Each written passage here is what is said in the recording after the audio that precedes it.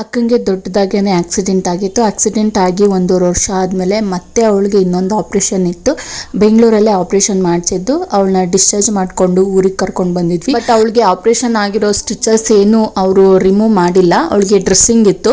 ಹಾಗಾಗಿ ಊರಲ್ಲೇ ಹತ್ರದಲ್ಲಿರೋ ಹಾಸ್ಪಿಟಲ್ಗೆ ಕರ್ಕೊಂಡು ಹೋಗ್ತಾ ಇದ್ದಾನೆ ನನ್ನ ತಮ್ಮ ಡ್ರೆಸ್ಸಿಂಗ್ ಮಾಡಿಸೋದಕ್ಕೆ. ಬೆಂಗಳೂರಿಗೆ ಹೋಗಿ ಬರೋದಕ್ಕೆ ಆಗೋದಿಲ್ಲ ಅಲ್ವಾ, ಲಾಂಗ್ ಜರ್ನಿ ಆಗುತ್ತೆ. ಇನ್ನು ನಮ್ಮ ಹೊಸ ಮನೆಯಲ್ಲಿ ವುಡ್ ವರ್ಕ್ ಕೆಲಸ ನಡೀತಾ ಇದೆ. ಸದ್ಯಕ್ಕೆ ಮೆಟೀರಿಯಲ್ಸ್ ಇಲ್ಲ ಅಂತ ಹೇಳ್ಬಿಟ್ಟು ಕೆಲಸದವರು ಸುಮ್ಮನೆ ಇದ್ರು. ಅವ್ರು ಸುಮ್ಮನೆ ಇದ್ರೂ ಕೂಡ ಅವ್ರಿಗೆ ಊಟ ತಿಂಡಿ ಕಾಫಿ ಟೀ ಅಂತೂ ಕೊಡಲೇಬೇಕಾಗುತ್ತೆ. ನೆಕ್ಸ್ಟ್ ಅಕ್ಕನ ನೋಡೋದಕ್ಕೆ ಅಂತ ಹೇಳ್ಬಿಟ್ಟು ರಿಲೇಷನ್ಸ್ ಬಂದಿದ್ರು. ದೊಡ್ಡಮ್ಮದಿರು, ಅಣ್ಣ, ಅತ್ತಿಗೆ ಎಲ್ಲರೂ ಬಂದಿದ್ರು. ನನಗೆ 3 ರಿಂದ 4 ಜನಕ್ಕೆ ಅಡುಗೆ ಮಾಡಿ ಅಭ್ಯಾಸ ಅಷ್ಟೇನೆ. ಇಷ್ಟು ಜನಕ್ಕೆ ಅಂದರೆ ಕೆಲಸದವ್ರಿಗೆ, ಬಂದಿರೋರಿಗೆ, ನಮ್ಮನೆಯವ್ರಿಗೆ ಎಲ್ರಿಗೂ ಸೇರಿಸಿ ನಾನೇ ಅಡುಗೆ ಮಾಡಿ ಊಟ ಬಡಿಸಿದ್ದಾಯ್ತು. ಊಟನೂ ಕೂಡ ಚೆನ್ನಾಗಿದೆ ಅಂತ ಹೇಳಿದ್ರು. ಫಸ್ಟ್ ಟೈಮ್ ನಾನು ಇಷ್ಟು ಜನಕ್ಕೆ ಅಡುಗೆ ಮಾಡಿದ್ದು. ನನ್ನ ಮಗಳು ಯಾರ ಹತ್ರನೂ ಹೋಗ್ತಿರ್ಲಿಲ್ಲ. ಇನ್ನೇನು ಅವರು ಹೊರಡೋ ಟೈಮಲ್ಲಿ ನನ್ನ ದೊಡ್ಡಮ್ಮನ ಹತ್ರ ಹೋದ್ಲು.